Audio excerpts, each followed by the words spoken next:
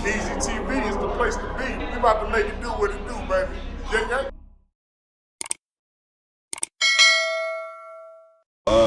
Moving on, you told me, we talked before, and you didn't mention you were in the studio with MO3 and Boosie. Yeah, I was. How was that? Talk to me about it that. was dope. So shout out to my cousin Block Cortez for putting me on in that. Got to tune into his riding solo with MO3. Hardest track for sure. I gotta send that to you. It's crazy. Yeah, it's crazy. But yeah, like Mo3 was a vibe, man. He was cool. He was real cool. Like I remember I had asked him some questions or whatnot, and we were getting into like me just talking and chopping it up with him. And then I remember Rainwater was like, "What is this, an interview?" And I was like, damn, we all like cracked up laughing and shit like that because it was loud. Rainwater. Rainwater said that. Okay, yeah, Rainwater said it. Yeah. And he was like, "Damn, is this an interview?" And it was funny. Me, Mo3, my cousin, we all like, died. We were laughing, chopping it up. It was just so funny. But yeah, he was genuine, a real genuine person. Really chill. Really like, I could just tell like he was really like a solid dude, and he had been through a lot of shit. And I didn't really know as much on the background of shit until really like after we had left from there, and then really just tapped in after that.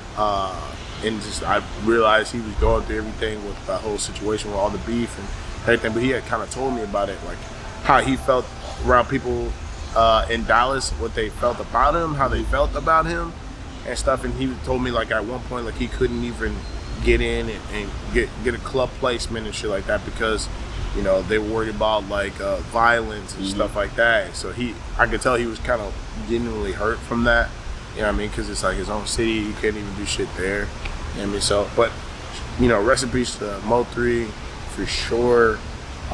Real dude, you know what I mean? Always showed us love, whole team showed us love, being out there, and such a vibe, such a blessing to be around him and the time that he was around for sure.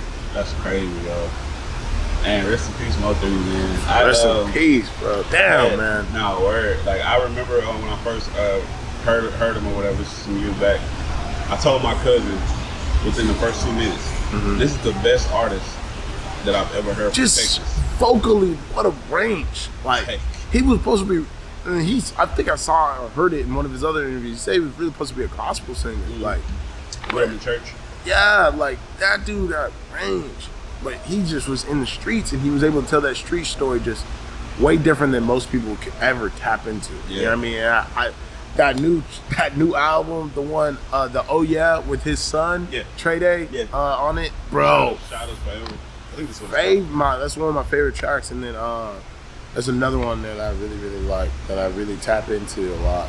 For me, go ahead. No, go ahead. No, I was just like, for me not being a street dude, but being able to still like vibe and tap into it, like really just shows you what type of artist he was. Right. To really like, I remember seeing his banner and shit while I was driving home back in the Grove when I was going home. Like he had a whole billboard, and that kind of inspired me and my cousin too to make sure we had billboards as well, like in some fashion, be like, yo, and like especially for that riding solo song that my cousin has, it's wild, like what he like Mo3 says on it, and like how he kind of like told his, like he kind of it's a glimpse into like what happened later, like real talk, like the whole freeway thing, like he says a line in it, and it was sketchy as fuck. We didn't realize it at the time, you know what I mean, the impact of it. We just thought, bro, riding solo, hard ass track.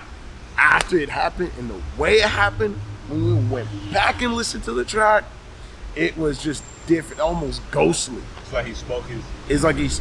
I'm not gonna say he spoke that into the existence, but like music is power for sure. Yeah, power and of the tongue. Power of the tongue for sure.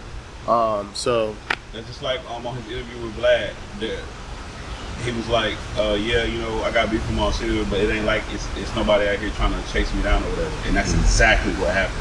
Like, it's really scary. Like scary, bro. Yeah. Like he says, you get gunned down in my city on like he's on the like the freeway. Like he says it in the truck. Like everybody who's listening, gotta listen to that for sure. And my cousin really went and, my Black Cortez, really shout out to him, really went and depicted the story of riding solo with his music video of it, of the way it should have went. Yeah. You know what I mean? And I was very like being close to him. I was very edgy about him doing that. I was like, I don't want you involved, you know what I mean? Like we're not on the side right now. We just We fuck with our boys, and we fuck with Cowboy all that. We love them. That's our people. I mean, you love them. You got ties to them. You know, I didn't want you being involved in any back and forth shit or have to pick a side of, you know, you can't work with this artist on their team because of the shit that happened on there. You know what I mean? And just in general, I didn't want no smoke or heat coming towards him. You know what I mean? And we have enough hate, you know, around in the world in general, and especially just from where he's from in Louisiana. You know what I mean? He's enough smoke, enough problems on his own hand trying to handle that stuff. But, you know, I just didn't want any new energy. But he really depicted really well. We let his team see it, his squad see it. Rainwater, shout out to Rainwater, shout out to Cowboy, you know, all them, you know, for approving it and really supporting it for sure. Word. Is Rainwater like really like reserved as he seems? I mean, I've only had a few instances with him, and he's been really chill with me. Yeah, that's how. Yeah, like, all the interviews I've seen, like real. Kind of remind me of myself. Like he just just sit back, observe it.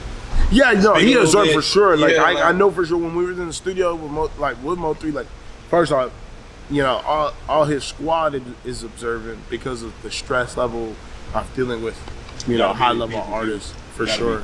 You know, and that's just having that discernment in general. But yeah, I mean, he was cool. Like we laughed, we chopped it up. We saw him again at the club when my cousin was performing at Prime. Again, he had pulled up when I think Fredo Bang came through. And we were there with him. My cousin opened up with him or whatnot, and so Rainwater came through. He was supportive, really cool, like really a vibe. So he's chill, and I've never really had a full conversation with Rainwater though. I can't say that, you know. So.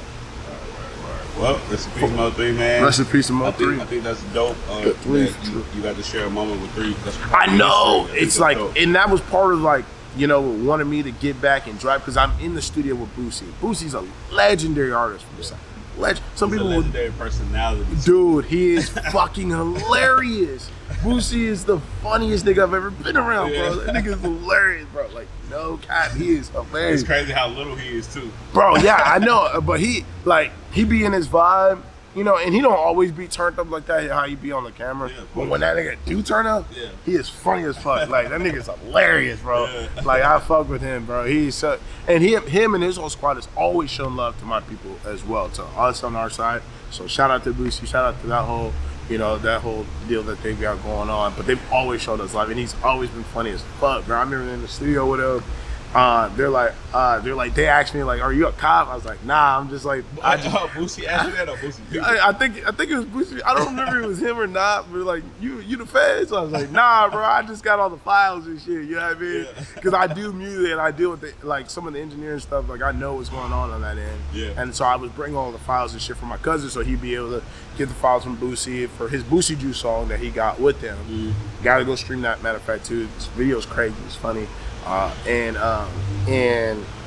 I was just dealing with all the files and making sure he had all the beats and shit like that, making sure we had a good session. So, for that. Yeah, for sure. Thanks. And it was just funny because I was asking questions. I'm in there, we're just chopping it up, and like my cousin told me, like, I'm be asking a lot of questions. Just be chilling. They're gonna think you fucking up. Yeah. You don't look like a regular street nigga. Yeah. You know what I mean? But it was always respect. And I was like, nah, I'm not the feds, I'm just a file guy. I was like, matter of fact, I'm the accountant. We all just died. Yeah. It was funny, like, so, you know, whenever I see Boosie, I've been to his house too. Beautiful house. Yeah, the one in Atlanta, beautiful house, and he's such a humble guy, so chill. Like, I've never caught a bad spirit from him at all. So it was dope to be around. He's a hard worker though. I can tell you, he's a hard fucking worker. Yeah. Him and MO3 was a hard worker, bro. Both of them. And I think that's why MO3 and him clicked up so well, because they're hard workers, always in the studio, always working, always thinking, always moving. You know what I mean? So shout out to them. It was a vibe. You know, hopefully I get to see Boosie sometime soon again, but on a different scale. Maybe this time as the artist. But do you think? All right, so you know y'all make music completely different and y'all make completely different music. Mm-hmm. Do you think you and him could make a song, bro? Like, it would depend on the topic. Yeah, that's what I'm saying. You know what I mean? I think like, it'd be hard, but I feel like you'll be willing to accept that challenge. I would accept the challenge, respectfully. Yeah. I would work, and I would go. And then this is another thing too. I don't battle rap, and that's a special genre. Yeah. But like I would, and I don't really make. If you ever catch me, this is for anybody watching, and for you, Easy. if you ever catch me make a diss track or something to somebody, just know this is a different Joe than the one you met now. Word. Like something went spiritually sideways, because that's not what I make music for. I make music for the expression of me and my feelings and a release. Now, later on, it might be a release of anger and stress that I'm releasing on a diss track, but just know that's not normally what I do. I would never want to really do that. But I would go toe to toe, pin to pin with anybody on anything, and I would love to hop on anything with anybody and really just show my range. You know what I mean? So confidence, bro. Yeah. I fuck with that. Yeah. And like I said, bro, I like how you are not afraid to be yourself. I'm not. Like, I can get on a twerking song with Boosie or a shoot 'em up song and try my best, try an angle. You know what I mean? That's always another thing too, because like I don't tote guns and stuff like that. I'm not into that. I'm not in that vibe. You know what I mean? So it would be interesting to see if you did give me a song placement, or if anybody gave me a song placement on that vibe, to see how I could twist it and make it my own. See, if Drake can do it, you can do it. Of course, yeah. So he could do it, yeah, for sure.